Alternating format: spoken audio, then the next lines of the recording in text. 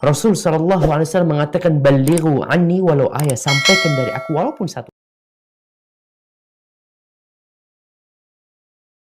Assalamualaikum warahmatullahi ta'ala wabarakatuh.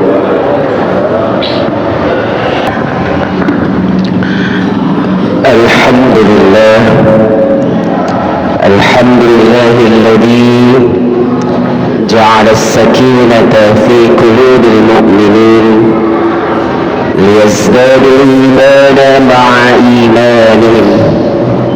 أشهد أن لا إله إلا الله وحده لا شريك له وأشهد أن محمدا عبده ورسوله خاتم النبيين ولا نبي بعده.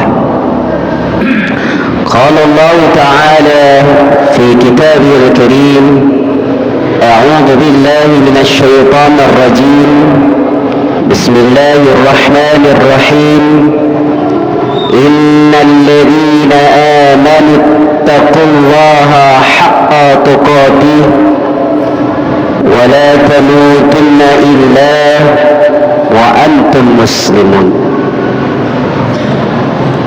معاشر المسلمين وجمرة المؤمنين رحمكم الله. Pertama-tama marilah kita panjatkan puja dan puji syukur kita kehadirat Allah Subhanahu wa Ta'ala yang senantiasa sampai detik ini masih kita diberikan kesehatan, kesempatan baik lahir maupun batin, karena mustahil tanpa nikmat yang Allah berikan kepada kita semua, insyaallah kita akan bisa melaksanakan solat Jum'ah berjamaah. Salawat beriring salam tak lupa kita haturkan kepada suri tauladan kita, Panglima Padang Pasir kita, baginda Nabi Muhammad sallallahu alaihi wasallam, yang insyaallah kita akan mintakan syafaatnya, pertolongannya nanti di yaumil akhir, sehingga kita mati dalam keadaan husnul khatimah dan dimasukkan ke jannah firdaus bersama Rasulullah sallallahu alaihi wasallam insyaallah. Sebagai khatib, kami mengajak kita semua, terutama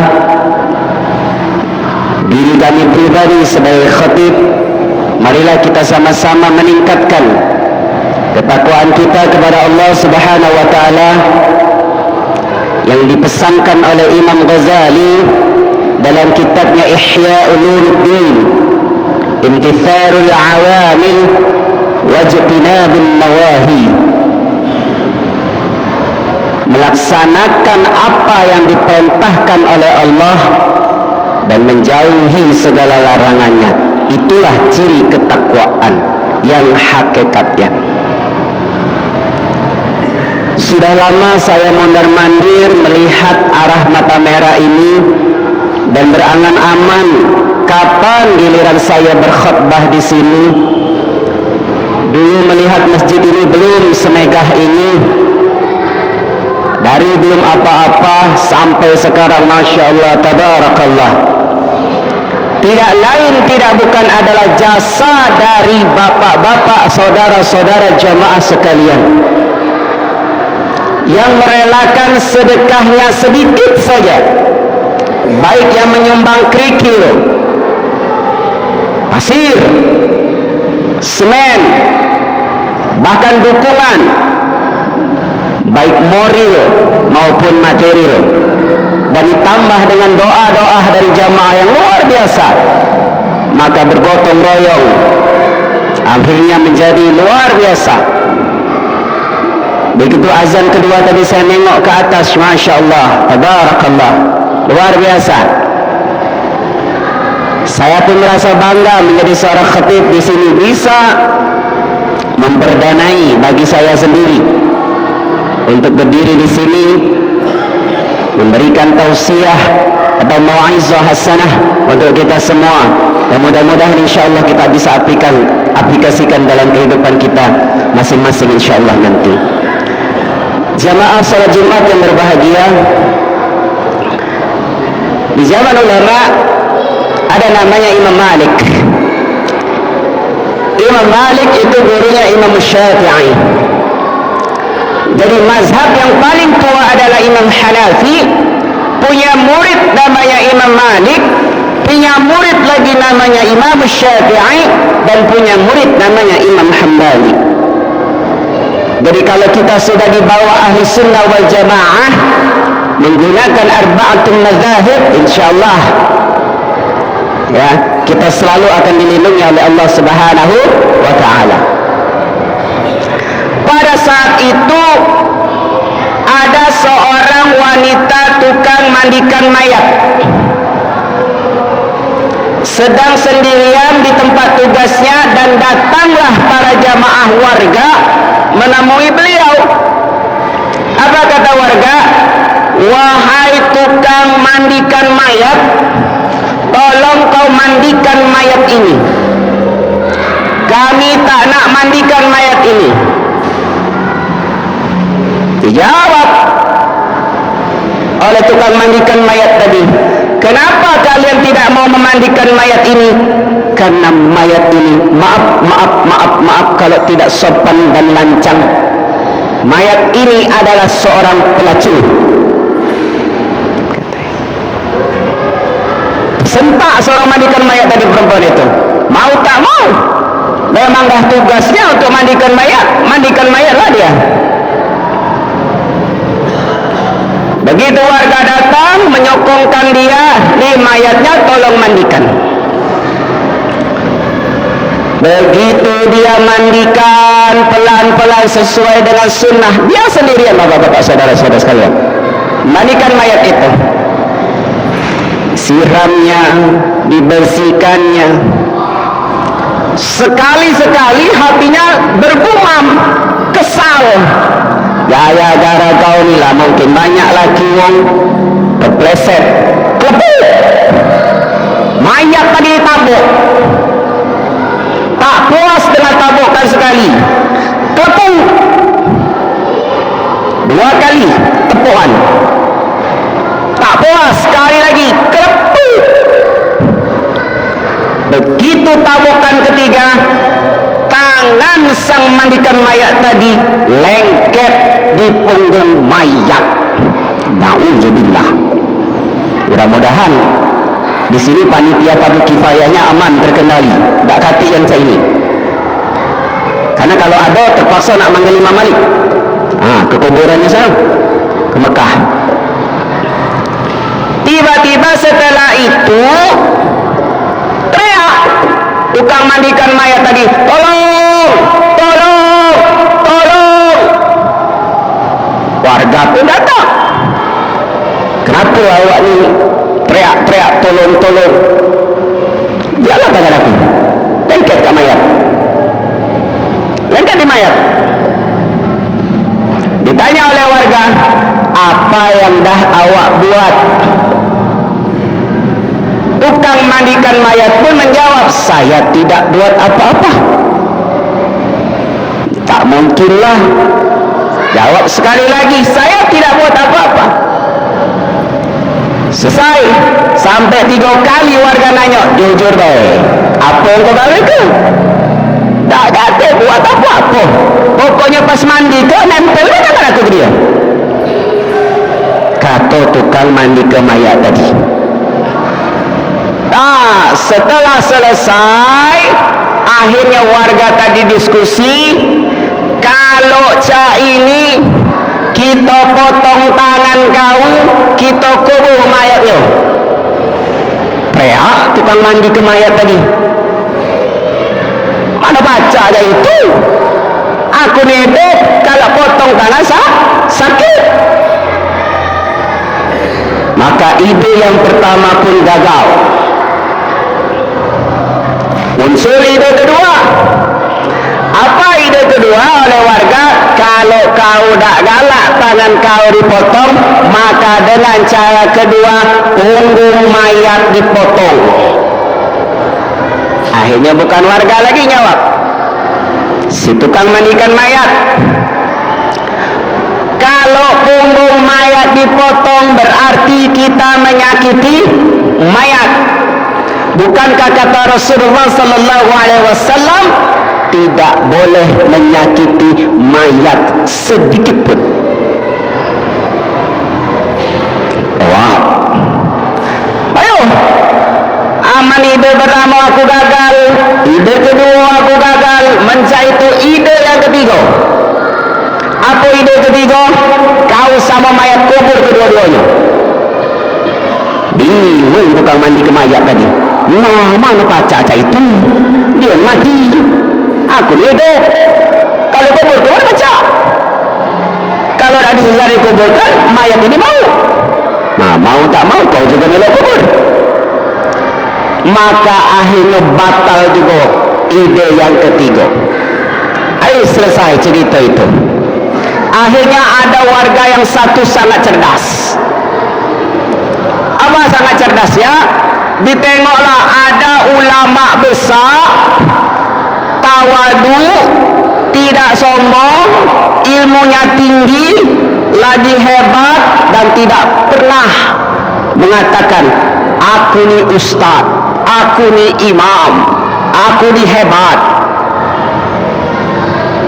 Siapa dia? Itulah Imam Malik. Imam Malik adalah gurunya dari Imam Syafi'i.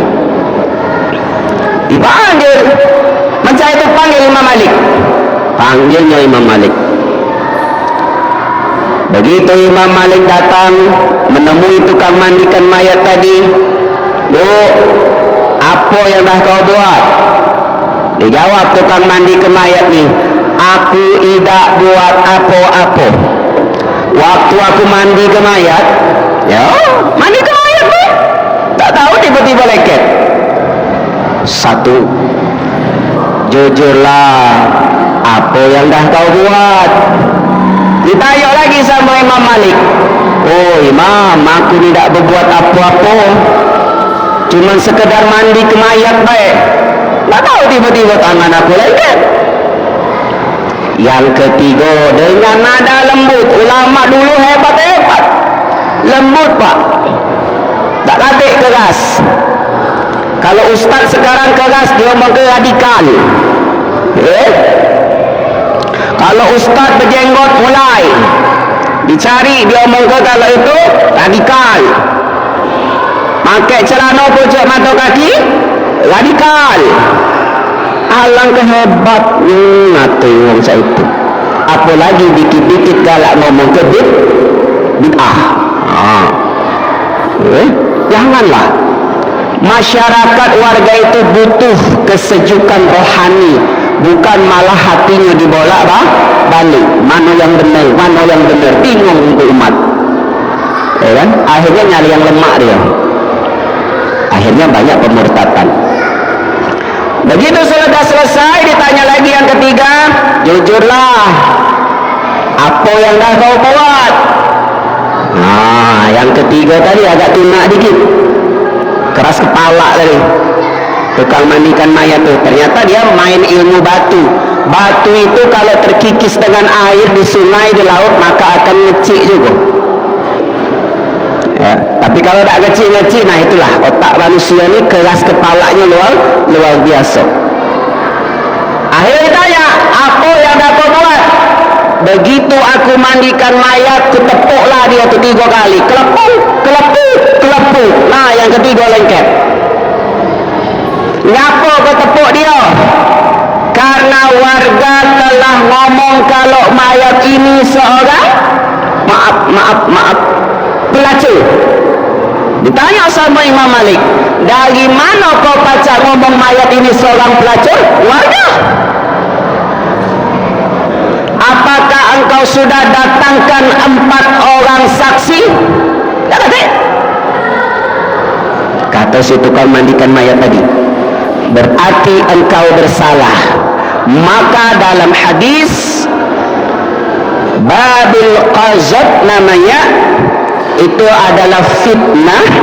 Kalau fitnah maka dirajam atau dipukul sampai 80 kali. 80 marrah. Maka si tukang mandikan mayat tadi oleh Imam Malik tadi digebuk sampai 80 kali. 76 kepung, 77 kelepuk, 78 kelepuk, 79 kelepuk, pas 80 kelepuk, tangan yang lengket di punggung tadi lepas seketika. Demak kalau diazabnya langsung di dunia, bapak-bapak, saudara-saudara kalian. Takutnya kita ni kalau diazab kaget di akhirat lebih parah. Maka ada yang nanya sama aku, Ustaz, kenapa itu orang kaya tu tak pernah solat, ke masjid dia lagi jarang, jangankan nak ke masjid, keluar dari rumahnya lagi tak pernah, tapi ngapalah hidupnya lemak terus. Hati-hati dengan penyakit satu ini, bapak-bapak. Ini nama penyakitnya istidraj. Apa? Istidraj. Istidraj itu Allah lenakan dengan kehidupan fata morgana dunia. Rasul meninggal 63. Kalau kita ada umurnya lebih dari 63, 70 misalnya, 80, 90, mungkin 100, sebetulnya Allah lagi ngasih kesempatan untuk kita segera bertaubat, memperbaiki usia-usia kita yang dulu pernah kita berbuat maksiat. Yang bahaya ni makin tua makin kati agu. Ini yang bahaya. Lah tahu salah tapi tak galak berubah menjadi kebaikan. Ini yang bahaya.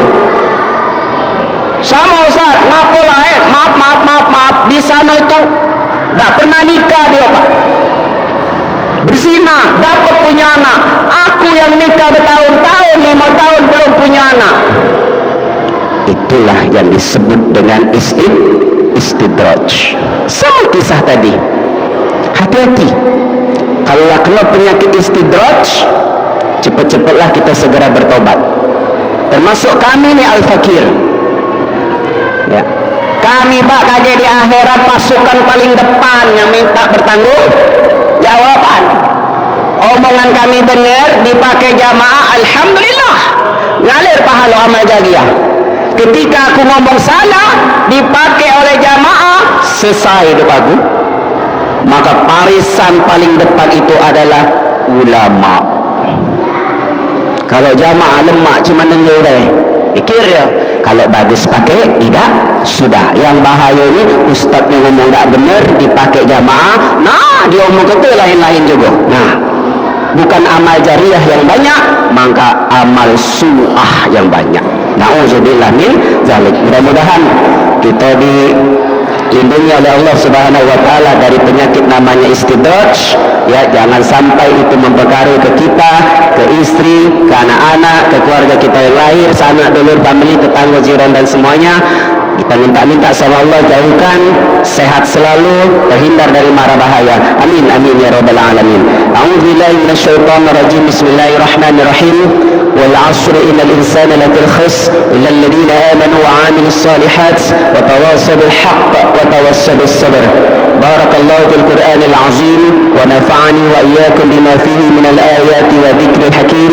Aqulu qawli hadha wa nastaghfirullaha li wa lakum wa lisairil muslimina wal muslimat wal mu'minina wal mu'minat fastaghfiruhu innahu huwal ghafurur rahim. Allahumma salli ala sayyidina Muhammad wa ala ali sayyidina Muhammad. Alhamdulillahi rabbil alamin. وبه نستعين على أمور الدنيا والدين. والصلاة والسلام على أشرف الأنبياء والمرسلين وعلى آله وصحبه أجمعين. وقال الله تعالى في كتابه الكريم: أعوذ بالله من الشيطان الرجيم. بسم الله الرحمن الرحيم. إن الله وملائكته يصلون على النبي يا أيها الذين آمنوا صلوا عليه وسلموا تسليما. اللهم صل على محمد وعلى آل محمد كما صليت على إبراهيم وعلى آل إبراهيم، وبارك على محمد وعلى آل محمد كما باركت على إبراهيم وعلى آل إبراهيم في العالمين إنك حميد مجيد. اللهم اغفر للمسلمين والمسلمات والمؤمنين والمؤمنات الأحياء منهم والأموات إنك السميع القريب مجيب دعوة ويا قاضي الحاجات. اللهم اغفر لنا ولإخواننا الذين سبقونا بالإيمان ولا تجعل في قلوبنا غلا للذين آمنوا ربنا إنك رؤوف رحيم. ربنا آتنا في الدنيا حسنة وفي الآخرة حسنة وقنا عذاب النار. عباد الله، إن الله يأمر بالعدل والإحسان وإيتاء ذي القربى وينهى عن الفحشاء والمنكر والبغي يعظكم لعلكم تذكرون. ولذكر الله أكبر. أقيموا الصلاة.